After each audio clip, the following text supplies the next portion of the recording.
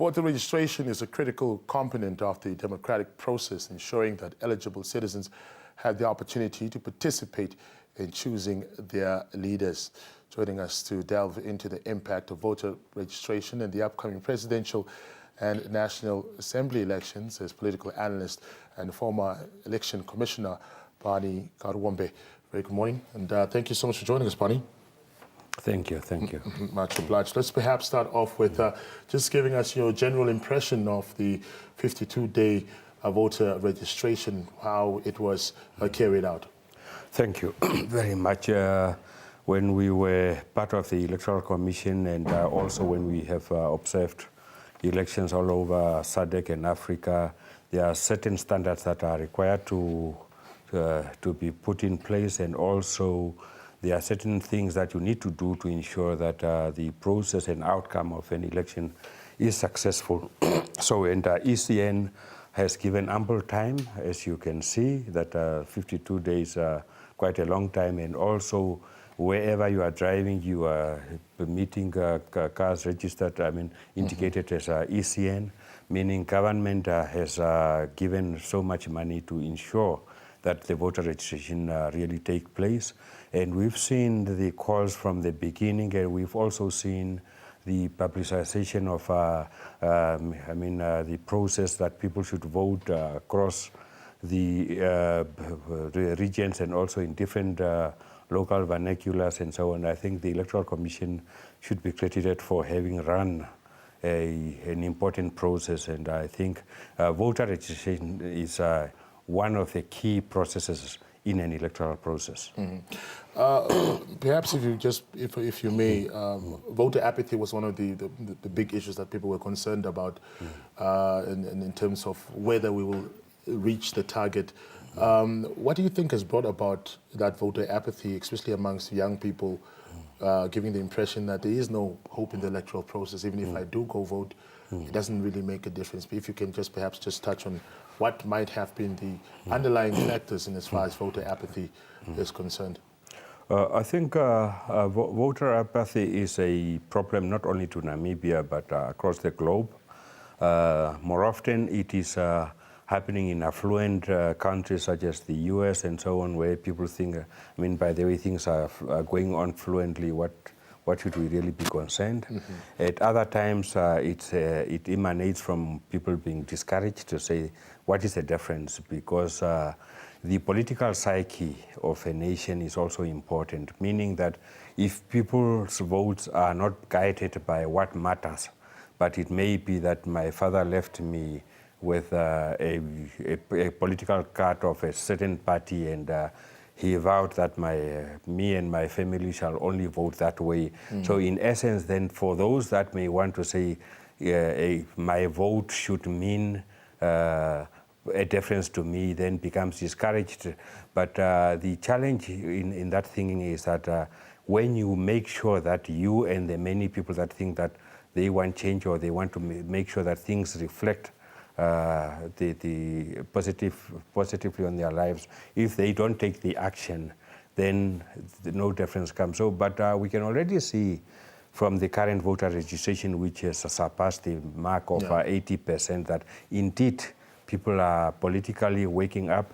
Their civic consciousness of making sure that they get registered so that they vote is high. So, meaning those that are part of political party management and so on must be realizing that indeed the stakes are high now. What is your view regarding the upcoming elections and women participation in Namibia's elections? And of course, we know that Netumbo Nandi-Ndaitwah stands a chance to become the first female president of Namibia. Share your thoughts around that. I think Namibia, in terms of legislative measures and also institutional measures to make sure that we enhance women empowerment and women participation in politics, we've done great. We can get a distinction for that. But in the practical realities, that's where the challenge comes. I think we should credit the ruling party for having introduced the zebra style at its elective congresses to ensure that women participation is indeed guaranteed, and that when we see that there are a number of women in parliament, it is because of that. So in countries which has succeeded in improving women participation in politics, has succeeded mainly through legislation. They have also succeeded through ensuring that the instruments at the level of political parties, meaning their own constitution, guarantees that, and also the giving of quotas to women participants to participate in elections. So I think then generally in terms of gender representation and gender equality in politics, in Namibian politics, we can say that we have the institutions, we have the legislation, but political parties, when you look at many other political parties beyond the ruling party, I think they are going very slow in ensuring that there's guaranteed increased women participation, because when you look at the nominated or proposed presidential candidates, not many of them from other political parties are women. When many political parties are likely to now get into the process of putting up their list for National Assembly, but the indications so far, and with some of the party congresses which has not happened and which are not likely to happen, with the effect that the current political setup will continue, are not giving us much hope that women participants are going to increase. And on to your specific questions of the ruling party have indicated that Honorable Daitwa will be their candidate. I think that was a bold step.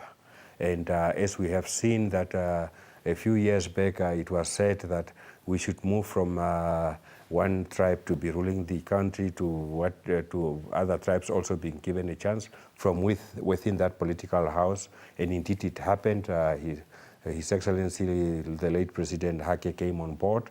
Now it is said that the future should be female, and Honorable Daitwa has been proposed, and I think all indications are that she will remain. So now she will have to contest with all other men, or if other political parties, including independent women who have said they have been called by God to lead Namibia.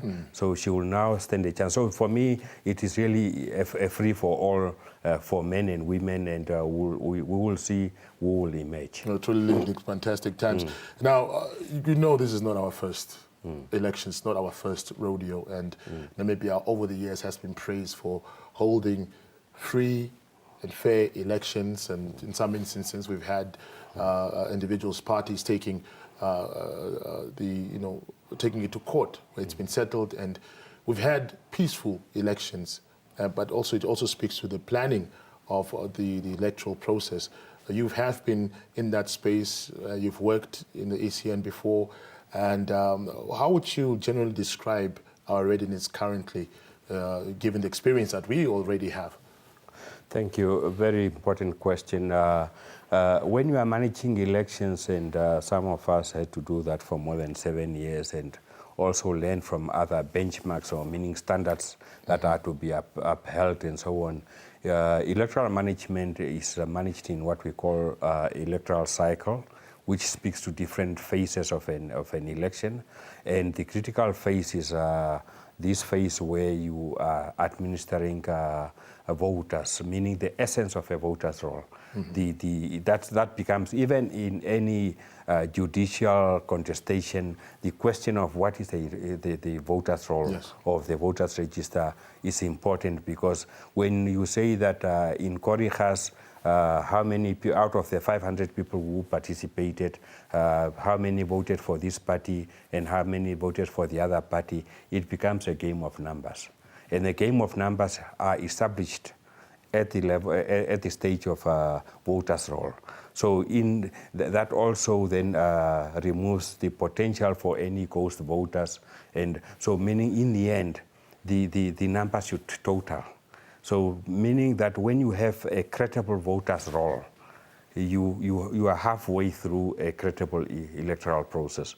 And so far, with the information which is tricking in, which of our regions have registered how many people and so on, it shows us that what are we to expect from the final electoral process, which will then have to tally with the established voters' roll. So I should be saying that with the financing, the human resources that has been put at the disposal of the Electoral Commission, and with the manner in which the Electoral Commission is managing the process, and the heightened civic consciousness from Namibians who really want to make sure that their voice is politically heard, I'm foreseeing a credible electoral process. Yeah. Lastly, and just briefly, the independent, or rather electoral bodies like the ECN are expected to be independent and impartial, but we saw it coming under fire from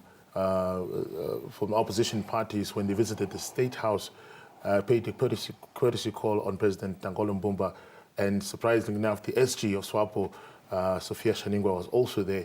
What do you make of that, and what impression did it create, in terms of saying, well, isn't the ECN supposed to be, impartial and independent, and not, because it gave the impression that it might be influenced?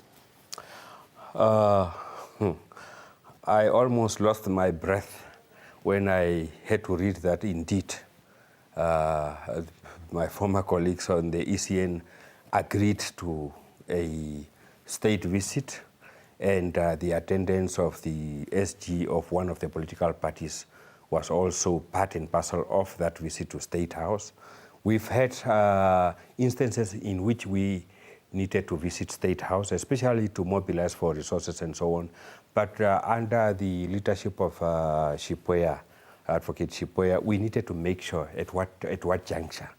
We needed to make sure when it should, who should be accompanied, or who should be part and parcel of that. Because why is it important? Even at a personal level, Venani is a personal friend of mine, but during the electoral phase, critical electoral phases, we can't be, even if we will be talking about our cows and crawls and so on, we should be very mindful that what would be the perception of people seeing Judge Waitele, if he is presiding over your matter. I'm just using institutions here to illustrate. If he's presiding over your matter, and the two of you are found to be sitting at Khopape's Wimbi, you might be discussing something else. But the perception being created, and let alone then being told that even the prosecutor of your case was also present, it creates a perception. So elections are very much about perception in as much as they are about the reality. So for me, I think ECN should have avoided that engagement at that point. And I think any such future, because part of the biggest task when we took over, or when we became commissioners of elections during the time of Jarakana, was to undo the perception that ECN is part and parcel of the governing party.